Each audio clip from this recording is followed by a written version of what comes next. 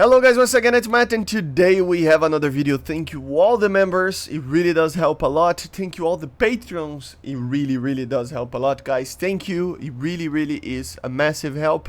And let's get going, guys. So today we are here in the dev server and we're going to test out the speeds of missiles. So how we are going to do, so basically I'm going to fly with some aircraft that we normally play, and then we are going to fire these missiles. And then we're going to go to the replay and use the new feature in the dev server of tech view or whatever you want to call it to actually test it out the speed and look at the speed that these missiles go. Why? Because a lot of people get confused with the numbers that we see for example here.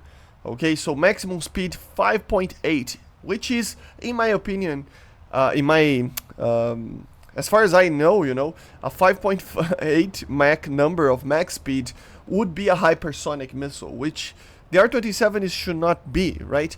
But let's test it out to see how it is actually. The thing is that these speeds are very much like the turn of missiles, you know?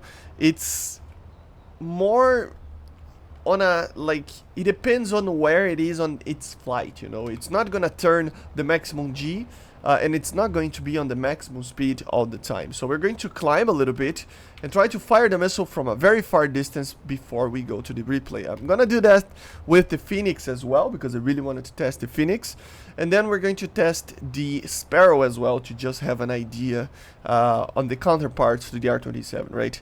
The Fox 3s are not gonna do it right now, just because it is too early to actually test this type of thing. The missiles are still very much in work in progress. So we are going to fire the missile. I'm gonna get a lock. I was trying to fire the missile like if it was a Fox 3, right? The missile lofts, of course.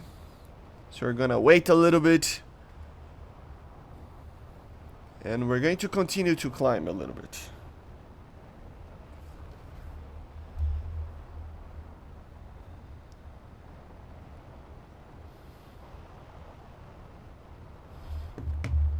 So we are here, let's fire the second one.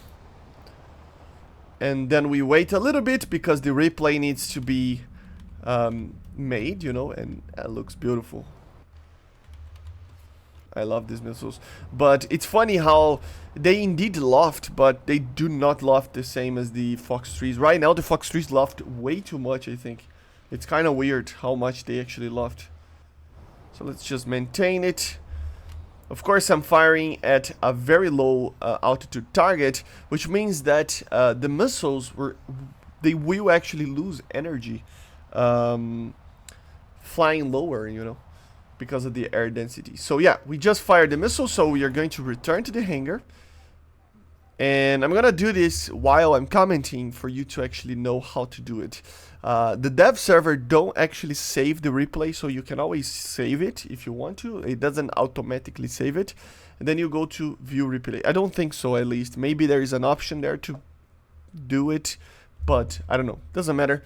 Let's go to the replay itself. And then, of course, we're going to click on this thing. We're going to try to just look at enemies and our weapons. Yeah.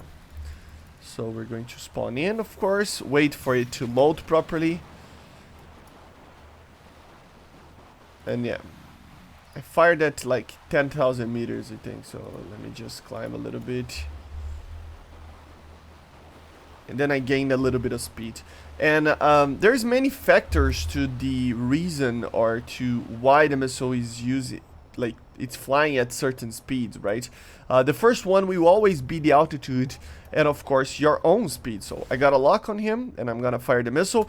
So just for you to know, for example here we at Mach 0.95, so the missile already is starting at 1,000 kilometers per hour. Of course, the small boost that he got 200 kilometers per hour. So you can see that it's a very fast accelerating missile, right?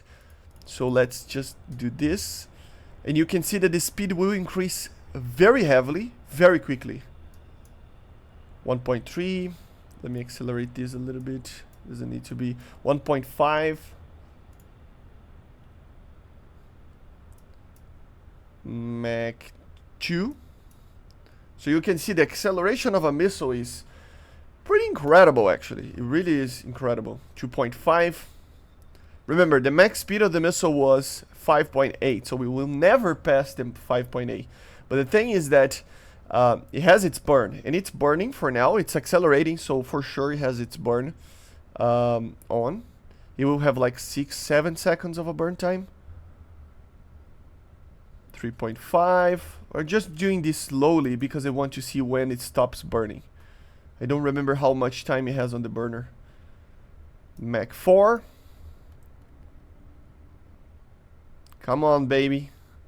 It should stop burning very, very soon, I think.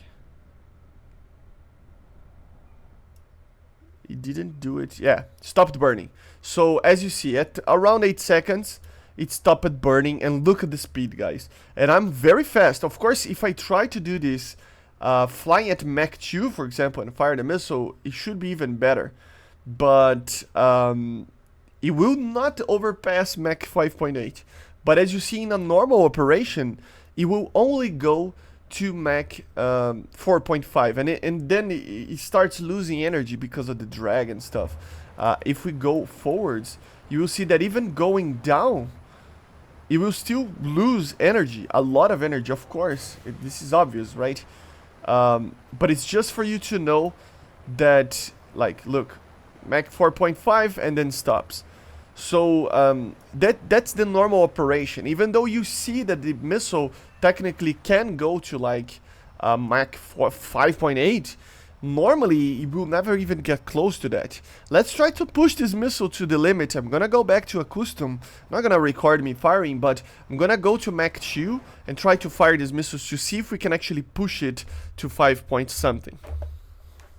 Go, guys. I tested with 2 speeds, Mach 1.5 and then Mach 2 basically. The Mach 2 one, the target was too low, but still, we can still take a look. So as you see, normal launch, Mach 1.5, you can see that shortly afterwards, instead of having a 1.2, 1.3, it's already a Mach 2. So let's see how the performance goes. Mach 3, Mach 4. So there's like 2 or 3 seconds of burn. Let me just do this.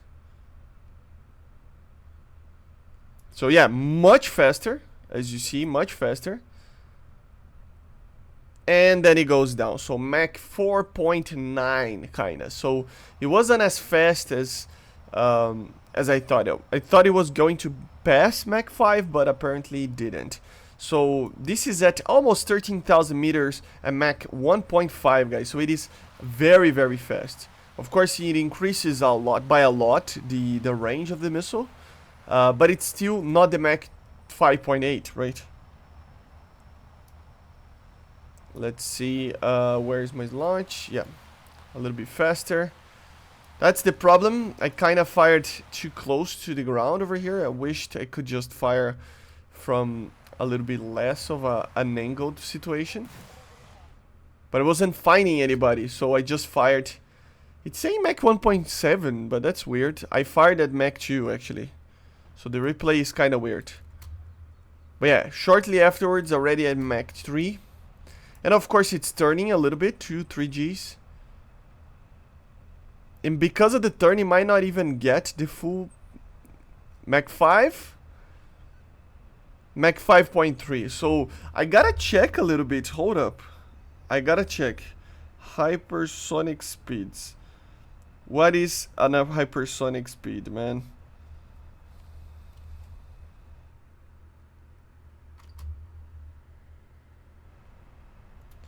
It's been between Mach 5 and Mach 10. So yeah, technically it is a hypersonic missile, but you need to just put the missile in a position where it's like, you know, it's complicated, right? I mean, yes, for sure you can get to the Mach 5.8, but it is never going to happen, you know, in the game. So once you actually are worried about these speeds, just remember that normally you will not pass Mach 4, 4.5, something like that. You will probably never get to the 5.0. Let's see the Phoenix over here. Where is it? Like maximum speed 4.3, so it's going to be a much slower missile, right? but still, it is more of a comparison of an optimal condition, and the Sparrow is Mach 4. So yeah, you can see that it's a lot slower than the other ones. Let's test it out with the Phoenixes and the Sparrows and normal situations. I'm not gonna go to Mach 2 as well, but yeah, just normal situations, okay? It's just to show to you guys that those numbers, it depends, you know, it depends. It's not always that the missile is going to be turning the full turn. It's not always that the missile will be doing Mach 5.8. You gotta be in a very specific direction. So let's fire at Mach 1 over here at 5,000 meters, a Phoenix to check it out. And we're going to continue to climb to see the speed of the Phoenix above like 10,000 meters as well. But you will already see what I mean. So I will complete my tests over here and show to you guys in tech view, right? And look at that loft. That's beautiful. Look at that. Jesus Christ, Phoenix. You are hauling, my god. Finally stopped climbing. Holy mother.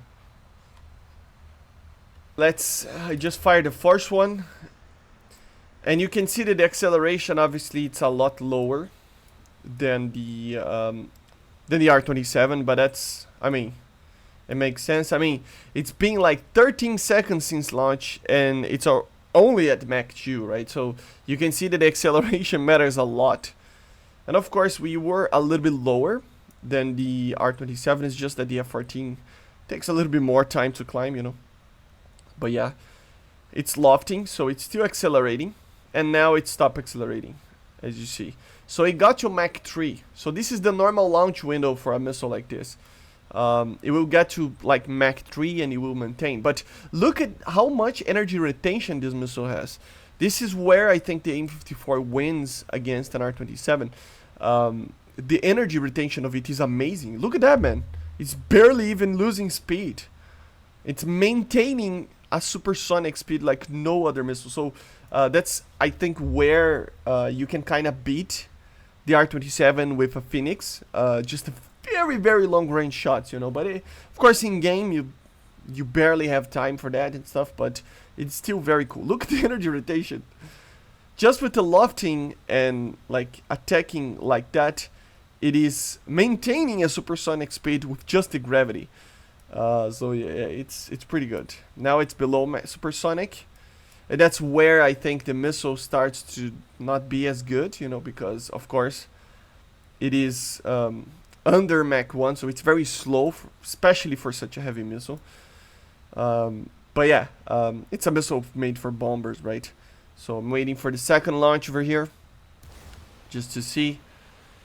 Yeah, and there we go, second launch.